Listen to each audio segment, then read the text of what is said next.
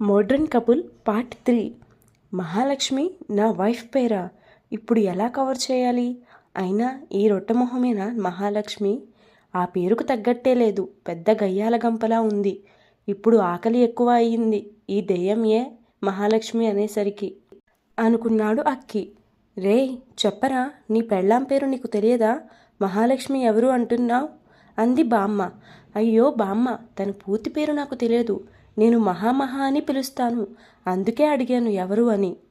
ఒక్క క్షణం భయం వేసింది బాబు, నువ్వు అలా అనేసరికి అన్నాడు అక్కి మావయ్య సుందర్.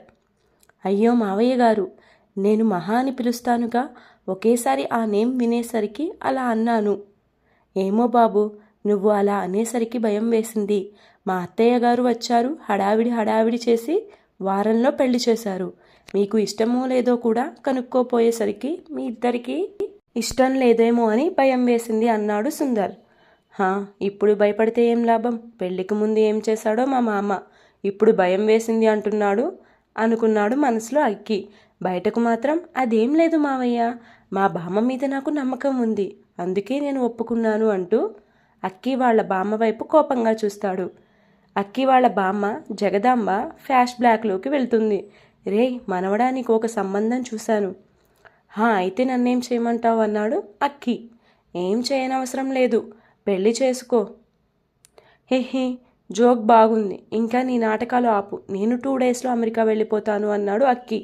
ఇంకా నువ్వు నన్ను ఈ విషయంలో ఇబ్బంది పెట్టకు అని చెప్తాడు. రే అలా మాట్లాడుకురా ప్లీజ్, నా కోసం చేసుకో, ఆ అమ్మాయి బాగుంటుంది అంటుంది బామ్మ. అయితే నువ్వే చేసుకో అంటాడు అక్కి.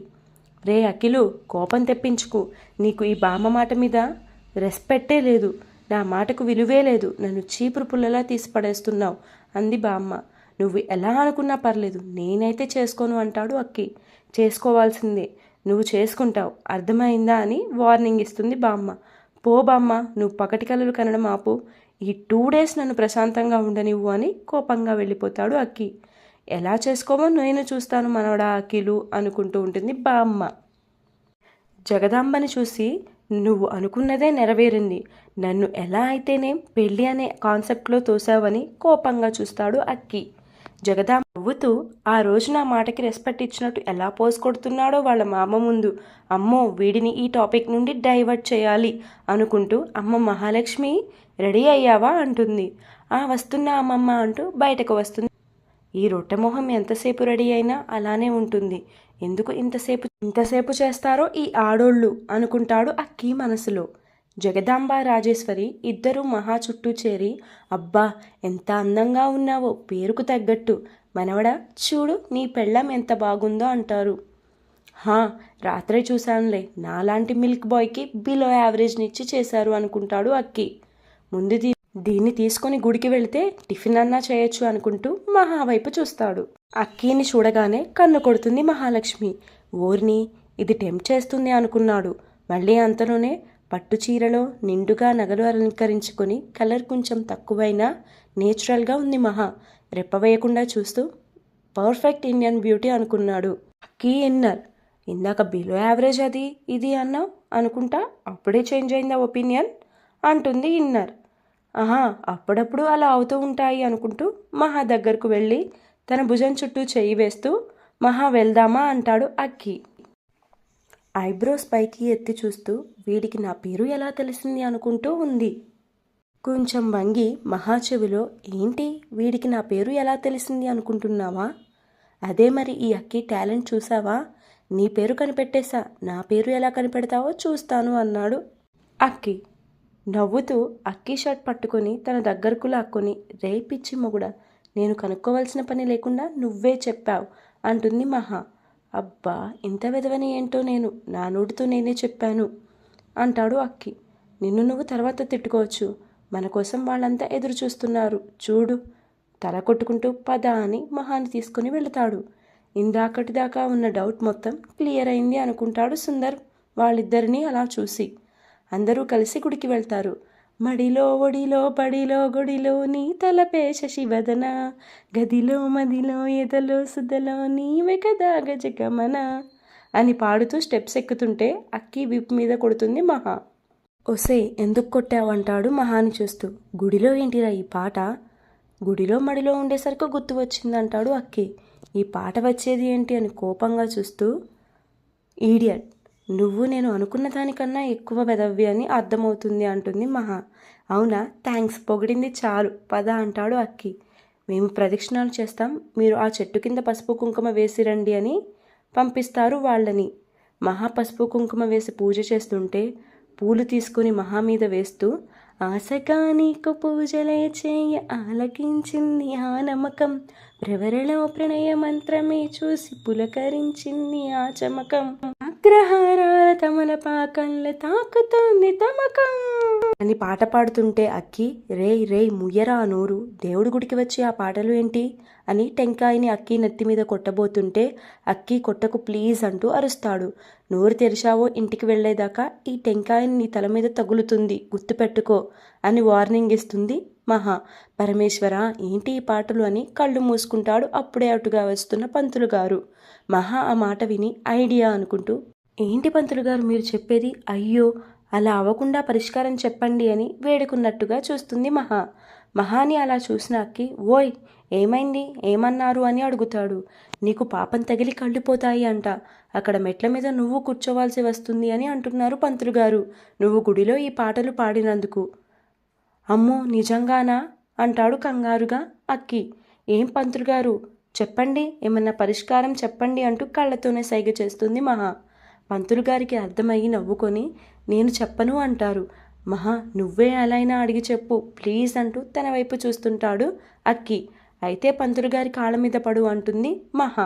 అలాగే అంటూ కాళ్ళ మీద పడబోతుంటే, ఆగు నాయనా, నా కాళ్ళ మీద పడనవసరం లేదు, కానీ గుడి చుట్టూ 108 ప్రదక్షిణాలు చెయ్యి అంటాడు పంతులు గారు. మహా మనసులో యాహూ అనుకుంటుంది.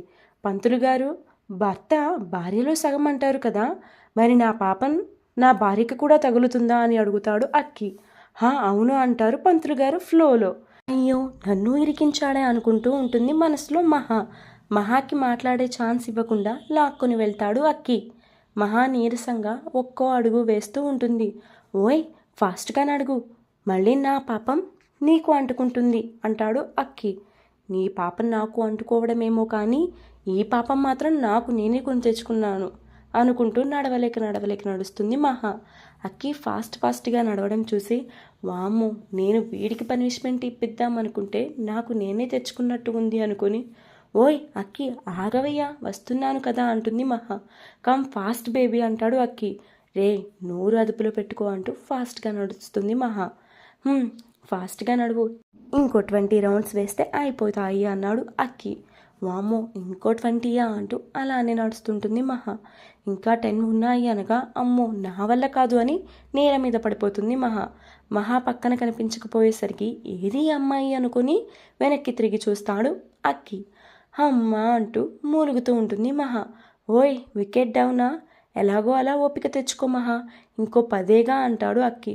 అమ్మో అక్కి, నా వల్ల కాదు, నేను మార్నింగ్ ఏమీ తిని కూడా రాలేదు, ఇంకొక రౌండ్ వేసినా హాస్పిటల్కే, ఇక ఇంకోసారి ఫుల్గా తినేసి వచ్చి మళ్ళీ చేసుకుంటాను, కానీ ఈసారికి వదిలేవా అని అడిగింది మహా. అయ్యో 10ఏలే, పోనీలే, నా వల్లనే కదా పనిష్మెంట్, నేను హెల్ప్ చేస్తాను అని తనని లిఫ్ట్ చేసి ప్రదక్షిణాలు స్టార్ట్ చేస్తాడు అక్కి. మహా అలిసిపోయి అక్కి మెడ చుట్టూ చెయ్యి వేసి రిలాక్స్ అవుతుంది. గుండెల మీద తల ఆనిచ్చి మహాబాధని చూసి నవ్వుకుంటాడు అక్కి. దేవుడా, పాటలు పాడింది వీడు, శిక్ష నాకు వేసేవంటి అనుకుంటూ ఉంటుంది మనసులో మహా. ప్రదక్షిణాలు చేసిన తర్వాత గుడి లోపలికి తీసుకెళ్లి దింపుతాడు అక్కి. ఏంటి మేడం, మోస్తే ఇంటికి వెళ్ళేదాకా దింపమని అడిగేలా లేవుగా అంటాడు అక్కి. హలో మహాపాప, నీకు విషయం చెప్పనా, నువ్వు పంతులు గారికి సైగ చేసింది నేను చూసా. మహా అయోమయంగా చూస్తుంది. ఏంటి అలా చూస్తున్నావు, తెలిసి కూడా ఎందుకు చేశాడా అనా? చెప్తాను విను. మార్నింగ్ జాగింగ్ చేయాలి, అందుకే చేశాను, కానీ నన్ను ఇరికిద్దాం అనుకున్నావు, నిన్ను కూడా వదలకూడదు అని నిన్ను లాక్కొచ్చాను అంటాడు అక్కి. నోరు మొత్తం తెరుస్తుంది మహా. చాలులే కానీ పద, దండం పెట్టుకుందాం అన్నాడు అక్కి. పంతులు గారు అర్చన చేసి ప్రసాదం పెడతారు. పంతులు గారు, కొంచెం ఎక్కువ ప్రసాదం పెట్టండి నా వైఫ్కి, ఎందుకంటే కళ్ళు తిరిగి పడిపోయేలా ఉంది, కొంచెం సేపు అయితే అంటూ పక్కకు వెళ్తాడు అక్కి. పంతులు వైపు బాధగా చూస్తుంది మహా. అయ్యో నన్ను తిట్టుకోకమ్మా, ఆ అబ్బాయి మామూలుడు కాదు, నన్నే మాటల్లో పెట్టి నీతో కూడా చేయించాడు ప్రదక్షిణాలు. ఇప్పుడు నన్నేం చేయమంటారు అంటుంది మహా. ఆ అబ్బాయి చెప్పినట్టు ఎక్కువ ప్రసాదం పెడతాను, తినమ్మా అన్నారు పంతులు గారు. స్లోగా నడుచుకుంటూ అక్కి దగ్గరకు వెళ్తుంది మహా. మహా చేతిలో ప్రసాదం తీసుకుని మొత్తం తినేస్తాడు అక్కి. మహాకి అసలే ఆకలిగా ఉంటే తన చేతిలోది లాక్కోవడం చూసి కోపంగా చూస్తూ అయిపోయాడు నా చేతిలో అంటూ అక్కి వైపు చూస్తుంది. అసలే ఆకలి కళ్ళు తిరిగి పడిపోయేలా ఉంది. తిని కొంచెం ఓపిక తెచ్చుకుందాం అనుకుంటే అక్కి మొత్తం తినేసరికి కోపం పీక్స్కి వెళ్ళిపోయింది మహాకి. ఒకతను దేవుడికి దండం పెట్టుకొని కొబ్బరికాయ కొట్టబోతుంటే మహా ఫాస్ట్గా వెళ్ళి అతని చేతిలో టెంకాయ లాక్కొని, రే అక్కి, నువ్వు నా చేతిలో అయిపోయావంటూ అరుస్తూ అక్కి దగ్గరకు వెళ్తుంది. వామ్మో, ఈ టెంకాయలు నా నెత్తి మీద పగలగొట్టడానికి కనిపెట్టావా దేవుడా అనుకుంటూ పారిపోతాడు. ఎక్కడికి పోతావురా, ఈ టెంకాయని నీ నెత్తి మీద కొట్టే వరకు శాంతించను అంటూ అక్కి వెనకాలే పరిగెడుతుంది. ఎవరైనా ఉన్నారా, నన్ను కాపాడండి అంటూ అక్కి గుడి చుట్టూ మళ్ళీ ప్రదక్షిణలు చేస్తాడు. నువ్వు వదలను ఈరోజు అంటూ మహా వెనకపడుతూ ఉంటుంది. అరే, ఇప్పటిదాకా ఓపిక లేదు, మొగుడిని కొట్టాలి అనేసరికి వచ్చింది అనుకుంటా అన్నాడు అక్కి. ఓయ్ అక్కి ఆగు అని వెనక మహా పడుతుంది. అబ్బా, ఆగితే నా గుండు 2 ముక్కలు అవుతుంది. నువ్వు పెద్ద మెంటల్లా ఉన్నావే, చంపినా చంపుతావు అనుకుంటూ గుడి లోపలికి వెళ్ళి పంతులు గారు ప్రసాదం పెడుతుంటే అతని వెనుక దాక్కుంటాడు. మీరు అడ్డు లేవండి అయ్యగారు అంటుంది మహా. ఎక్కడ తల్లి, ఇతను లేవనిస్తేగా అంటారు ఆయన. అయితే మీరు బెండ్ అవ్వండి. ఆగు నాయన అని చెప్పి చేతిలో ప్రసాదం క్యాన్ పక్కన పెట్టి మీరు కొట్టుకోండి, నన్ను బలి చేయకండి మధ్యలో అంటూ పక్కకి వెళ్తారు. అసలు ఏమైంది తల్లి అని అడిగారు పంతులు గారు. అసలే 108 రౌండ్స్ తిరిగి నేను అలసిపోతే నా ప్రసాదం కూడా లాక్కున్నాడు అని ఏడుపు మొహం పెట్టింది మహా. ఏంటి నీ బాధ, ఇప్పుడు నీకు ప్రసాదం కావాలి అంతే కదా అని చెప్పి పంతులు గారు పక్కన పెట్టిన క్యాన్ని మహాలక్ష్మి చేతిలో పెట్టాడు అక్కి. ఇదిగో నీకు నచ్చినంత తిను అంటాడు. బాబు, ఇంకా జనాలు ఉన్నారు, వాళ్ళకి పెట్టాలిగా అన్నారు పంతులు గారు. అరే పంతులు గారు, అక్కడ కొబ్బరి చిప్పలు ఉన్నాయి, అవి ఇవ్వండి, లేకపోతే నా తల పగిలికొట్టేలా ఉంది అంటాడు అక్కి. మహా అందరికీ ఇవ్వాలిగా అని ఆ క్యాన్ మళ్ళీ పంతులు గారి చేతిలో పెడితే, వద్దు తల్లి, నీకు ఆకలిగా ఉంది అన్నావుగా, తిను అని చెప్తారు పంతులు గారు. మహా ఒక పక్కన కూర్చుని తింటూ ఉంటుంది. అబ్బా, భలే ఉంది అనుకుంటూ. అక్కి అలానే చూస్తూ ఉంటాడు. ఏంటి అలా చూస్తావు, దిష్టి పెడతావా ఏంటి అని అడిగింది మహా. పెట్టనులే కానీ నాకు కొంచెం పెట్టవా అని అడుగుతాడు అక్కి. ఇందాక మెక్కావు కదా అంది మహా. నా మొహం అది ఎంత ఉంది, కొంచెమేగా అన్నాడు అక్కి. అది కూడా నువ్వు ఉడికించేసరికి అరిగిపోయింది. నీకు అయితే క్యాన్ సగం పెట్టారు, నాకు పెట్టవా అని అడిగాడు అక్కి. లేదు, నేను పెట్టను, ఇది నాది, అంతగా ఏడుస్తున్నావు కాబట్టి నాకు ఎక్కువ అయితే పెడతా, వెయిట్ చేయి. నిన్ను అని కోపంగా చూస్తాడు అక్కి. ఏంటి ఆ లుక్, నీ ఇష్టం, నేను ఏమీ బలవంతం చేయను అంది మహా. నీ తుండి చూస్తే నాకు పెట్టేలా లేవులే. నువ్వు అనేది కూడా కరెక్టే, సో ట్రై చేస్తాను నీకు కొంచెం మిగల్చడానికి అంటుంది మహా. సర్లే, ముందు నువ్వు మెక్కు అన్నాడు అక్కి. ఎక్కుళ్ళు వస్తాయి మహాకు. వెళ్ళి వాటర్ తీసుకురా అని చెప్తుంది అక్కికి. అక్కి వాటర్ కోసం వెళ్తాడు. బాటిల్ తెచ్చి మహా చేతిలో పెట్టాడు అక్కి. మహా వాటర్ తాగి థ్యాంక్ యూ అని చెప్పి క్యాన్ అక్కి చేతిలో పెట్టి మొత్తం తినేసే అని వెళ్ళిపోతుంది. అమ్మయ్య, కరుణించి కొంచెమన్నా ఇచ్చింది అనుకొని చెయ్యి పెడతాడు క్యాన్ లోపల. అదేంటి ఏమీ తగలడం లేదు అనుకొని చూస్తాడు. వామ్మో, ఒక్క మెతుకు కూడా ఉంచలేదుగా, పందిలా తినింది అనుకొని ఆ క్యాన్ తీసుకుని పంతులు దగ్గరకు వెళ్తాడు. పంతులు గారు, థ్యాంక్స్, నా బాధని అర్థం చేసుకొని ఇచ్చినందుకు, వెళ్ళొస్తాను అని వెళుతుంటే బాబు ఒక్క నిమిషం అని ఆపుతారు పంతులు గారు. ఏంటి పంతులు గారు అని అడుగుతాడు అక్కి. బాబు, మీ ఇద్దరి జంట చూడముచ్చటగా ఉంది. మీ ఇద్దరి గిల్లి కజ్జాలు సరదాగా అయితే పర్లేదు, అవే సీరియస్ అయితే కాపురాలు నాశనం అవుతాయి. అమ్మాయిని అర్థం చేసుకోవడానికి ట్రై చేసి మంచిగా మీ జీవితం కొనసాగించాలి అని కోరుకుంటున్నాను. అలాగే పంతులు గారు అని నమస్కారం పెట్టి మహా దగ్గరకు వస్తాడు అక్కి.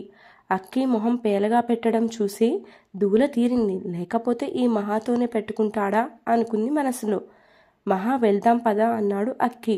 హా అంటూ ఇద్దరూ కలిసి ఫ్యామిలీ మెంబర్స్ దగ్గరకు వెళ్తారు. అందరూ చెట్టు కింద కూర్చొని కబుర్లు చెప్పుకుంటూ ఉన్నారు. అక్కి మహా రావడం చూసిన జగదాంబ, అఖిలు, ఇదిగో కొబ్బరి ప్రసాదం తీసుకో అంటుంది. మహా నవ్వుతుంది ఆ మాటకు. అక్కి కొబ్బరి అనగానే వామ్మో నాకొద్దు అంటాడు. ఇందాక మహా ఏడిపించింది గుర్తుకు వచ్చి. అలా అనకూడదు, ఇదిగో ఈ చిప్ప తీసుకొని వెళ్ళి కొట్టుకొని తిను అంటుంది బామ్మ. అబ్బా బామ్మ, నాకు వద్దు అన్నాను కదా, విసిగించకు. అయ్యో అక్కి, అలా అంటావు ఏంటి? నీకు కొట్టుకోవడం ఇబ్బంది అయితే చెప్పు, నేను కొడతానుగా అంటుంది మహా. సరే అంటాడు ఫ్లోలో. మళ్ళీ ఎక్కడ తన నెత్తి మీద కొడతాను అంటుందేమో అనుకుని, వద్దులే మహా, నాకు ఇప్పుడేం తినాలి అనిపించడం లేదు అంటాడు. అయ్యో మొహమాట పడకండి అక్కీ గారు అంది మహా సాగదీస్తూ. వాము రెస్పెక్టే అనుకుని మహా చెవి దగ్గరకు వచ్చి, నీ ఓవర్ యాక్టింగ్ ఆపు. క్యానుడు ప్రసాదం తినేసరికి బాగా స్ట్రెంత్ వచ్చిందా, లొడలొడ వాగుతున్నావు అంటాడు అక్కి. నీ కళ్ళు నా ప్రసాదం మీద పడ్డాయా, ఆగు, ఇంటికి వెళ్ళాక దిష్టి తీసుకోవాలి అంది మహా. అవును బాగా తీసుకో. చూడు మహా, దిష్టి తీసుకున్నవి పడేయాలి, నువ్వు నీ నోట్లో పడేసావు అంటాడు అక్కి. యూ, నాకు తెలియదా అన్నట్టు కోపంగా చూసి, అవునా పడేస్తారా, నేను ఇప్పటిదాకా తింటారు అనుకున్నాను, సో నీకు పెడతానులే, తినొచ్చు, ఏం కాదు అంటుంది అక్కితో. నువ్వు తిను, నాకేం వద్దు అంటాడు అక్కి. అయ్యో మీరే కదా గుర్తు చేసింది, మీకు పెట్టకుండా తింటే ఎలా అంది మహా. అలా ఇద్దరు నువ్వు తిను అని తిట్టుకుంటూ ఉన్నారు. జగదాంబ రాజేశ్వరి వీళ్ళని చూసి, అబ్బా ఇద్దరూ భలే ఉన్నారు, చూడముచ్చటగా, ఎవరి దిష్టి తగలకూడదు వీళ్ళిద్దరికీ అనుకుంటారు. వీళ్ళిద్దరినీ వదిలేస్తే ఇక్కడే ఉండేటట్టు ఉన్నారు, నేను పిలుస్తాను ఆగు వాళ్ళని అంటూ రాజేశ్వరి వెళుతుంది. అక్కి బేబీ, మహా రండి అమ్మ, లేట్ అవుతుంది, అసలే మీ ఇద్దరు ఇంకా టిఫిన్ కూడా చేయలేదు అంటుంది బామ్మ. నీరసం వస్తుంది, మీ సరసాలు ఇంటి దగ్గర ఆడుకోవచ్చు కానీ అంది. ఇద్దరూ మనసులో, ఈ బామ్మకి మా గొడవలు సరసాలలాగా కనిపిస్తున్నాయా అనుకుని ఇద్దరూ మూతి తిప్పుకుంటారు. పదండి, ఇంకాసేపు ఉంటే కళ్ళు తిరుగుతాయి అంది బామ్మ. అంటే మీరంతా తిన్నారా, మేము ఇద్దరమేనా తినంది అంటుంది మహా. నువ్వు మెక్కావుగా ఇప్పుడే అనుకుంటాడు మనసులో అక్కి. అరే మేము ఏమన్నా కొత్తగా పెళ్ళి అయిన వాళ్ళమా, ఇంకా తినకుండా పూజలు చేయడానికి, బీపీ షుగర్స్ వచ్చి టాబ్లెట్స్ మింగే ఏజ్ వస్తే అయితే అలా అని మమ్మల్ని ఆకలితో ఉంచుతారా అంది మహా. అక్కి ఇది కావాలనే వాదన పెట్టుకుంటుంది, కానీ దీన్ని నోరు మూపించి తీసుకురా అంది రాజేశ్వరి. నేను ఎలా తీసుకురాను బామ్మ అన్నాడు అక్కి. ఏముంది, చిన్న కిస్ ఇచ్చి అంటుంది రాజేశ్వరి. మోడ్రన్ కప్పులే కాదండోయ్, మోడ్రన్ బామ్మగారు కూడా. అక్కి నవ్వుకుంటూ, అంత సీన్ లేదులే ఇక్కడ అనుకుంటాడు. ఈ ఈడియట్ నన్ను ముట్టుకుంటే చంపేస్తాను అనుకుంటుంది మహా. మహా ఫేస్ ఎక్స్ప్రెషన్స్ చూస్తుంటే నన్ను తిట్టుకున్నట్టుగా ఉందే అనుకుని, ఏంటి ఇన్నర్లో బాగా తిట్టేసుకుంటున్నావా అని అడుగుతాడు అఖిల్. మరి తిట్టుకోక మా అమ్మమ్మ చెప్పినట్టు నువ్వు ముద్దు పెడతావని వెయిటింగ్ చేస్తా అనుకున్నావా అంది మహా గుర్రుగా చూస్తూ. మేబీ అంటాడు అఖిల్. రే అంది మహా. ఓకే అరవకు, నేను సరదాగా అన్నాను, ఒకవేళ నీకు ఎప్పుడైనా పెట్టుకోవాలి అనిపించినా మొహమాటం లేకుండా చెప్పచ్చు, నేను ఎప్పుడూ రెడీయే అన్నాడు అఖిల్. నువ్వు ఎప్పుడూ రెడీయే, నీలాంటి ఈడియట్తో నేను కాదు అంది మహా. అబ్బో నన్ను అంటున్నావు, నువ్వు ఏదో సీల్ పీస్ అయినట్టు అన్నాడు అక్కి. నిన్ను నా గురించి చెప్పడం నాది తప్పు అంది మహా. నువ్వే కాదు నేను చెప్పాను కాబట్టి నాది తప్పే అంటాడు అక్కి. రండి లేట్ అవుతుంది అని పెద్దవాళ్ళు పిలిచేసరికి ఇద్దరు ఒకరిని ఒకరు కోపంగా చూసుకుంటూ వెళ్తారు. ఇంటికి వెళ్ళగానే మహా రూమ్లోకి వెళ్ళిపోతుంది. అయ్యో అదేంటే అలా వెళ్ళిపోతున్నావు, నువ్వు వచ్చి మీ ఆయనకి వడ్డించి నువ్వు తిను అంది బామ్మ. నువ్వు పెట్టు, నేను పెడితే కానీ తినడా అని నోటిదాకా వచ్చి ఆగిపోతుంది మహాకి, అందరూ ఉన్నారు అని. వస్తున్న శారీ చేంజ్ చేసుకుందామని, రా బామ్మ హెల్ప్ చేద్దిగా అని చెప్పి లోపలికి లాక్కెళ్తుంది రాజేశ్వరిని. లోపలికి వెళ్ళాక, బామ్మ నాకు కోపం తెప్పించుకో, నువ్వు నీ గోల తట్టుకోలేక పెళ్లి చేసుకున్నా, అలా అని నువ్వు చెప్పింది అన్నీ చేస్తా అని అనుకొని నేను ఏమీ పని మనిషిని కాదు అని రాజేశ్వరిని మాట్లాడనివ్వకుండా, ఇక వెళ్ళు అంటుంది మహా. శారీ చేంజ్ చేసుకొని వచ్చి కిచెన్లోకి వెళ్ళి అన్నీ తెచ్చి అక్కీకి వడ్డించింది మహాలక్ష్మి. నువ్వు తిను అంటాడు అక్కి కూడా తనని. నువ్వు తిను, నా గురించి ఎందుకు అంటుంది మహా. అందరూ సోఫాలో కూర్చొని చూడడంతో నవ్వుతూ మాట్లాడుతుంది మహా. అరే నువ్వు నాలాగే మార్నింగ్ నుండి ఏం తినలేదు కదా, ఆకలిగా ఉంటుంది, తిను అని మళ్ళీ అంటాడు అక్కి. అందరూ చూస్తున్నారు అని వస్తున్న కోపాన్ని అణుచుకుంటూ, నువ్వు తిను అక్కి, నేను తర్వాత తింటాను కదా అంటుంది మళ్ళీ మహా. అక్కి అదేం పట్టించుకోకుండా మహా నోటి దగ్గర పెడతాడు. మహా తినకుండా అలానే చూస్తుంది. తిను మనవరాలా, సిగ్గుపడకు, మేము ఉన్నామని అంటుంది జగదాంబ. అందరూ కూడా అవును, మేము ఏమీ అనుకోము, తినండి అంటారు. మహా కోపాన్ని అణుచుకుంటూ తింటుంది. అక్కి తనకి తినిపిస్తూ తను తింటాడు. అక్కి, నాకు ఇక చాలు, కడుపు నిండింది అని చెప్పి వాటర్ తాగుతుంది మహా. అక్కి, నువ్వు తినడం అయ్యాక రూమ్లోకి రా అని చెప్పి వెళుతుంది మహా. ఎందుకో అనుకొని తింటూ ఉంటాడు అక్కి. టిఫిన్ ఫినిష్ చేశాక హ్యాండ్ వాష్ చేసుకొని వెళ్తాడు. ఏంటి మేడం పిలిచావు, చూడకుండా ఉండలేకపోతున్నావా అంటాడు నవ్వుతూ అఖిల్. మహా తలుపు గట్టిగా మూసి, ఏమనుకుంటున్నావు నీ గురించి, మంచిగా మాట్లాడుతున్నాను అని ఎక్కువ అడ్వాంటేజ్ తీసుకుంటున్నావు, జాగ్రత్త, నేను మంచిదాన్ని కాదు అని పళ్ళు నూరుతూ ఉంటుంది. ఎక్కువ చేయకుండా నీ లిమిట్స్లో నువ్వు ఉండు, అందరూ ఉన్నారు, బాధపడతారు అని చెప్పి నటించాను ఇప్పటి వరకు. నువ్వు ఎన్ని వేషాలు వేసినా ఇప్పుడే చెప్తున్నా, నువ్వు నీ హద్దుల్లో ఉంటే మంచిది అంటుంది మహా అక్కికి వార్నింగ్ ఇస్తూ. స్టోరీ కంటిన్యూస్ అండి. ఈ రోజుతో ఎపిసోడ్ కంప్లీట్ అయిపోయింది. ఇద్దరు ఒకరిని ఒకరు నరికేసుకునేలా ఉన్నారు. వీళ్ళిద్దరూ కలిసి ఉంటారా, నాకు డౌటే అండి. Story continuous. స్టోరీకి రెస్పాన్స్ బాగా వస్తే ఇంకొంచెం లెంత్ పెంచుదామని చూస్తున్నానండి. బట్